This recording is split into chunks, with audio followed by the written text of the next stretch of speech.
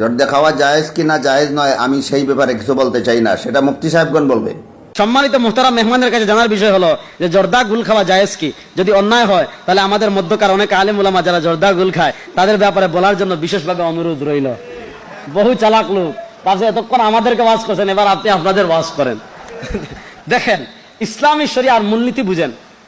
মাতউমাত, খাবার, খাবারের ক্ষেত্রে ইসলামী শরিয়ার মূলনীতি কি?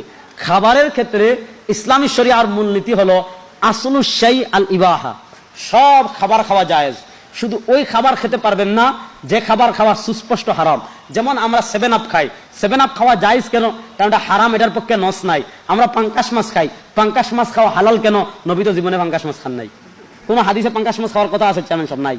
আমরা চাইল খাই, আমরা ডাইল খাই, আমরা টমেটো খাই, আল্লাহ নবী তার জীবনে টমেটো খাইছেন, টমেটো খাওয়ার কথা কোনো হাদিসে আছে? আমরা শশা খাই না? শশা আমরা আরো কি খাই? কপি খাই, তারপরে আর বাংলাদেশি সবজি কি আছে?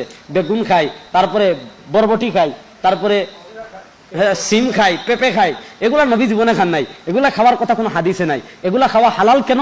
কারণ খাবারের ক্ষেত্রে ইসলামী শরিয়ার মূলনীতি হলো আসলু শাই আল ইবাহা, প্রত্যেক ওই খাবার খাওয়া হালাল যে খাবার নিষেধের পক্ষে কোনো দলিল নাই, শুধু ওই খাবারটা খাওয়া হারাম যেটা নিষেধের পক্ষে দলিল আছে।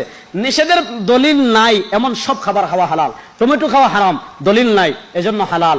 কপি খাওয়া হারাম, দলিল নাই এজন্য হালাল। পাঙ্কাশ মাছ খাওয়া হারাম, দলিল নাই এজন্য হালাল। এবার আপনি যদি বলেন জর্দা হারাম, দলিল দেখান, দেখান।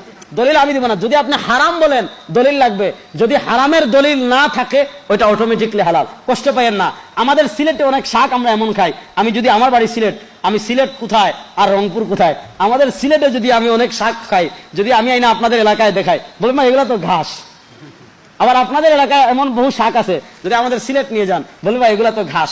এগুলা হলো মাতউমাত, প্রত্যেক এলাকায় যে খাবারটা ওইটার পক্ষে যদি হারামের দলিল না থাকে ওইটাই হালাল হওয়ার জন্য দলিল। এবার প্রশ্ন হলো, জর্দাকে আপনি যে হারাম বলছেন, নস দেখান। যদি নস দেখাইতে না পারেন, হালাল হওয়ার জন্য এটাই যথেষ্ট। হ্যাঁ, আমরা বলি না খাওয়া ভালো, কারণ এটা স্বাস্থ্যের জন্য ক্ষতিকর। কিন্তু স্বাস্থ্যের জন্য ক্ষতিকর হলে যদি হারাম হয়ে যায়, বাংলাদেশের কোনো মাছ আপনি খাইতে পারবেন না, সবগুলোতে ফরমালিন দেওয়া। বাংলাদেশের কোনো খাবার আপনি খাইতে পারবেন না। বলেন ফরমালিন এটা স্বাস্থ্যের জন্য উপকারী না ক্ষতিকর?